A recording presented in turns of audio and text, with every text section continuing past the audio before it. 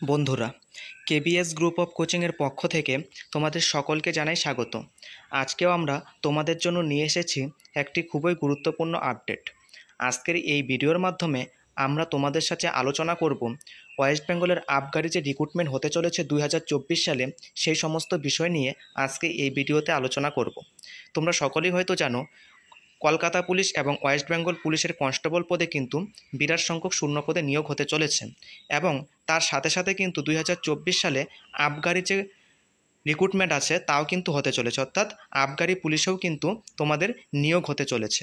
সেই নিয়োগ সংক্রান্ত তথ্য নিয়েই আজকে আমরা তোমাদের সাথে এই ভিডিওতে আলোচনা করব।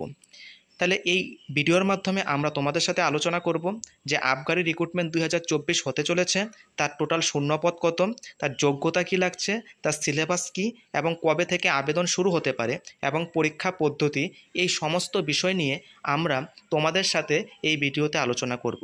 তোমরা ভিডিওটি শেষ পর্যন্ত দেখতে থাকবে এবং তোমরা যদি আমাদের এই চ্যানেলে নতুন হয়ে থাকো তবে অবশ্যই আমাদের এই চ্যানেলটিকে সাবস্ক্রাইব করে রাখবে।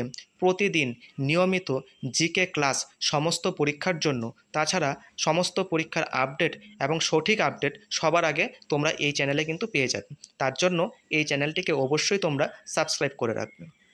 তো চলো আমরা দেখে নেই আবগারি পুলিশ সংক্রান্ত গুরুত্বপূর্ণ তথ্যগুলি।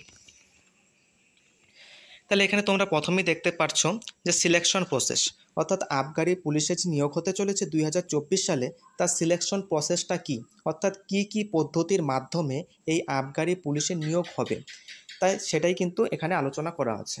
তাহলে তোমরা এখানে দেখতেই পাচ্ছ প্রথমে সিলেকশন প্রসেস। তার সিলেকশন প্রসেসের প্রথম ধাপটা কি, সেটা অবশ্যই তোমাদের হচ্ছে আবেদন করতে হবে, অনলাইন পদ্ধতির মাধ্যমে আবেদন করতে হবে। এটা কিন্তু সব পরীক্ষার ক্ষেত্রেই প্রযোজ্য। আমরা তারপরের থেকে তোমাদের সাথে আলোচনা করছি।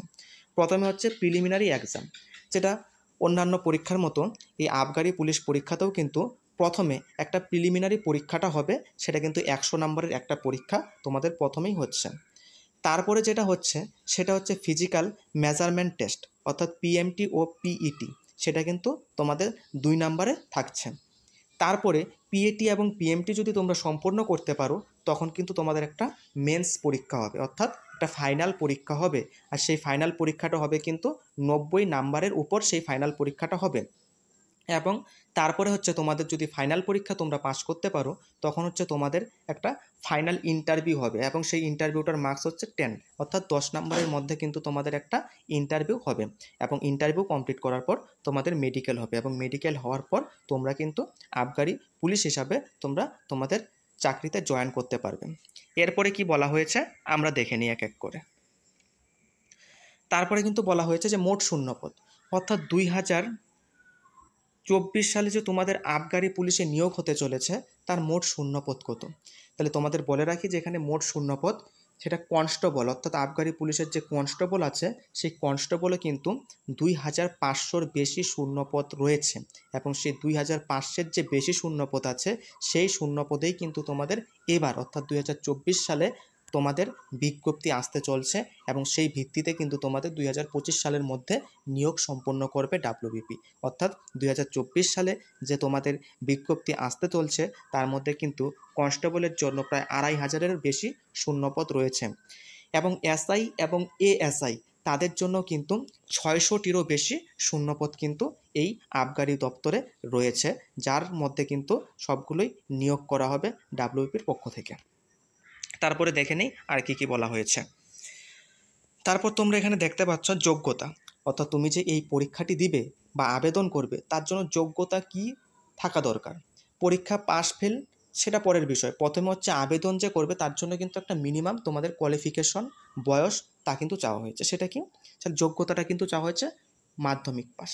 তোমাদের অবশ্যই মাধ্যমিক পাস হতে হবে, শুধু মাধ্যমিক পাস হলেই হবে না, সেটা কিন্তু বাংলা এবং নেপালি এই দুই মাধ্যমের মধ্যে যে কোনো একটি মাধ্যমের তোমার কিন্তু মাধ্যমিক পাস হতে হবে। অর্থাৎ হয় তুমি বাংলা মিডিয়াম স্কুলে পড়তে হবে, নয় তোমাকে কিন্তু নেপালি মিডিয়াম স্কুলে পড়তে হবে। অর্থাৎ বাংলা আর নেপালি এই মাধ্যমে যদি তুমি মাধ্যমিক পাস করে থাকো তবেই তুমি হচ্ছে এটার জন্য আবেদন করতে পারবে।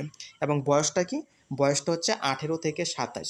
কিন্তু তোমরা সকলেই জানো যে হচ্ছে মুখ্যমন্ত্রী মমতা বন্দ্যোপাধ্যায় ঘোষণা করেছিল যে সমস্ত পুলিশ পরীক্ষার চাকরির ক্ষেত্রে কিন্তু 3 বছর বাড়ানো হলো, অর্থাৎ 30 বছর কিন্তু করা হয়েছে। তাহলে কিন্তু 2018 সালে যখন এই আবগারি পরীক্ষা হয়েছিল তখন কিন্তু 18 থেকে 27 ছিল। তাহলে তোমরা এখন ধরে নিতে পারো 18 থেকে 30 বছর পর্যন্ত কিন্তু তোমরা আবেদন করতে পারবে, অর্থাৎ সাধারণ ক্যান্ডিডেট অর্থাৎ জেনারেল ক্যান্ডিডেট ছাত্রছাত্রী যারা আছো তারা। কিন্তু যারা এসসি এসটি আছো তাদের ক্ষেত্রে কিন্তু তোমরা 5 বছরের ছাড় পাবে, এবং যারা ওবিসি আসো তারা হচ্ছে 3 বছরের ছাড় কিন্তু তোমাদের এই বিজ্ঞপ্তির ক্ষেত্রে বা আবেদনের ক্ষেত্রে তোমরা পেয়ে যাবে। তারপরে কি আছে সেটা আমরা দেখে নিই। তারপরে এখানে বলা হয়েছে প্রিলি পরীক্ষার সিলেবাস, অর্থাৎ তোমাদের যে প্রিলি পরীক্ষাটা হবে প্রথমে সেই পরীক্ষার সিলেবাসে কি বলা হয়েছে তোমরা দেখে নাও। তাহলে প্রিলি পরীক্ষার সিলেবাসে কি বলা হয়েছে, বাংলা আর হচ্ছে নেপালি, যার মধ্যে হচ্ছে 50 নাম্বার থাকবে, ঠিক আছে। তাহলে বাংলা আর নেপালি এই দুইটা সাবজেক্ট থেকে, অর্থাৎ যারা বাংলা মিডিয়ামে পড়েছে তারা বাংলায় মানে বাংলার জন্য 50 নাম্বার সংরক্ষণ করা আছে, যারা নেপালি মিডিয়ামে পড়েছে তাদের নেপালি ভাষায় কিন্তু 50 নাম্বার সংরক্ষণ করা আছে, সেটা হচ্ছে কিন্তু 50 নাম্বার থাকবে। আমরা কি আগেই বলেছিলাম তোমাদের 100 নাম্বারে পরীক্ষা হবে, তার মধ্যে কিন্তু 50 নাম্বারে তোমাদের চলে যাচ্ছে বাংলা বা নেপালি যার যেটা সাবজেক্ট সেই সাবজেক্টে কিন্তু তোমাদের 50 নাম্বার থাকবে। আর অবশ্যই সেটা হচ্ছে এমসিকিউ ফরম্যাটেই থাকবে, 4টা অপশন থাকবে, সেখান থেকে সঠিক উত্তর তোমাদের নির্বাচন করতে হবে। তারপরে আর 50 নাম্বার কি থাকবে, জেনারেল অ্যাওয়ারনেস এবং রিজনিং। এই বাকিটা হচ্ছে এই 50 নাম্বার হচ্ছে এই রিজনিং আর হচ্ছে জেনারেল অ্যাওয়ারনেস, অর্থাৎ জিকেতে থাকবে তোমাদের। এখানে কিন্তু কোনো রকম তোমাদের ম্যাথ বা অঙ্ক পিলি পরীক্ষায় থাকছে না, অর্থাৎ আবগারি পিলি পরীক্ষায় কোনো ইংরাজি এবং অঙ্ক কিন্তু এখানে কোনো থাকছে না। এখানে শুধু জিকে, রিজনিং এবং তোমাদের যে সাবজেক্ট বাংলা হতে পারে, নেপালি হতে পারে, সেখান থেকে কিন্তু থাকছে টোটাল 100 নাম্বার। এবং তুমি যদি এই পিলি পরীক্ষায় পাশ করতে পারো তারপরে কিন্তু তোমাকে মাঠের জন্য ডাকা হবে। সেই মাঠে কি কি রয়েছে আমরা এখন দেখে নেব। তাহলে মাঠ এখানে দেখতে পাচ্ছ যে মাঠ পুরুষদের কিন্তু 1600 মিটার দৌড়াতে হবে, ঠিক আছে। আর উচ্চতা যেটা লাগে 166, আর মেয়েদের ক্ষেত্রে 160 এই উচ্চতাটা কিন্তু লাগবে। সেটা এসসি এসটি ওবিসি তাদের ক্ষেত্রে যেরকম, ওবিসি তো ছাড় দেওয়া হয় না, এসসি এসটি যেরকম ছাড় দেওয়া থাকে সেরকম কিন্তু তোমরা ছাড় পেয়ে যাবে উচ্চতার ক্ষেত্রেও। আর যেটা হচ্ছে প্রধান যেটা বিষয় তোমাদের রান বা দৌড়, সেই দৌড় কিন্তু ছেলেদের বা পুরুষদের কিন্তু করতে হবে 1600 মিটার, এবং যার সময় থাকবে হচ্ছে 6 মিনিট 30 সেকেন্ড। সেই সময়ের মধ্যে তোমরা হচ্ছে তোমাদের 1600 মিটার রান তোমাদের কমপ্লিট করতে হবে। তারপরে বলেছে মহিলা, অর্থাৎ মেয়েদের কী করতে হবে, মেয়েদের কিন্তু 1600 মিটার নয়, 800 মিটারও নয়, তাদের হচ্ছে 400 মিটার রান করতে হবে। আর তার সময়টা কি 2 মিনিট। 2 মিনিটের মধ্যে কিন্তু তোমাদের 400 মিটার রান কমপ্লিট করতে হবে। এবং যেটা উচ্চতা বললাম ছেলেদের ক্ষেত্রে 166, মেয়েদের ক্ষেত্রে 160, এবং ছেলেদের বুকের ছাতেও মাপা হয়, সেই বুকের ছাতেও কিন্তু তোমাদের হতে হবে নর্মাল হচ্ছে 78, এবং 5 সেমি তোমাদের ফোলাতে হবে, অর্থাৎ 83 তোমাদের কিন্তু বুকের ছাতেই হতে হবে। তারপরে আমরা দেখে নিই মেন্স পরীক্ষার সিলেবাস, অর্থাৎ প্রিলি এবং মাঠ ক্লিয়ার করার পর তোমাকে যা করতে হবে তা হচ্ছে মেন্স পরীক্ষা। আর এই মেন্স পরীক্ষাটা হবে কিন্তু তোমাদের 90-এর মধ্যে, অর্থাৎ 90 মার্কসে কিন্তু তোমাদের এই মেন পরীক্ষাটা হবে। তাহলে মেন্স পরীক্ষার যে সিলেবাসটা আছে তা কি আছে, এখানে কিন্তু অঙ্ক ইংলিশ সবই আছে, ঠিক আছে। তাহলে জিকে অর্থাৎ যেটা জেনারেল নলেজ, ইতিহাস ভূগোল বিজ্ঞান যা আছে, সংবিধান, কারেন্ট অ্যাফেয়ার্স, সব থেকে কিন্তু তোমাদের 30 নাম্বার থাকছে, ঠিক আছে। তাছাড়া ইংরাজি থাকছে তোমাদের 30 নাম্বার, ইংরাজিতে 30, এবং এখানে অঙ্ক থাকছে, অঙ্কতে কিন্তু থাকছে তোমাদের 20 নাম্বার, এবং রিজনিং 10, অর্থাৎ 30, 30, 60, 20, 80 এবং 10, অর্থাৎ 90 নাম্বারে কিন্তু তোমাদের, যেটা আগেই বললাম আমরা, মেন্স পরীক্ষাটা তোমাদের হতে চলেছে। তার পরবর্তী ধাপ অর্থাৎ ইন্টারভিউ দেখে নিই আমরা।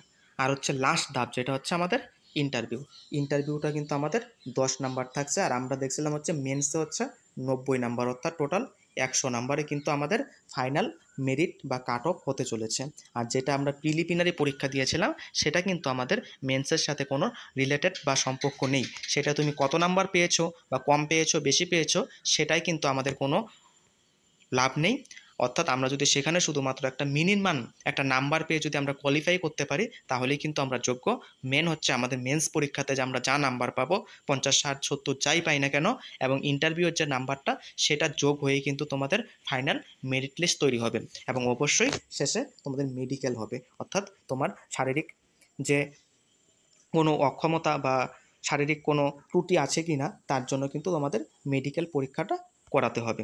এই ছিল হচ্ছে তোমাদের যে আবগারি পুলিশের যে রিক্রুটমেন্ট হতে চলেছে বা 2024 সালে যে আবগারি পুলিশের নিয়োগ হতে চলেছে তার হচ্ছে বিস্তারিত আলোচনা তোমরা করলাম। তোমরা কিন্তু অবশ্যই তোমাদের প্রস্তুতি শুরু করে নাও। যদি তোমরা টার্গেট করে থাকো আবগারি পুলিশের জন্য, তাহলে কিন্তু তোমরা পড়াশোনা শুরু করে দাও। ভিডিওটি কেমন লাগলো অবশ্যই জানাবে, এবং ভিডিওটি যদি মনে হয় যে তোমাদের সাহায্য করতে পারে অবশ্যই বন্ধুদের সাথেও শেয়ার করবে, এবং এই চ্যানেলটিকে সাবস্ক্রাইব করতে অবশ্যই ভুলবে না। এবং এই ভিডিওটিকে শেষ পর্যন্ত দেখার জন্য তোমাদের অসংখ্য ধন্যবাদ।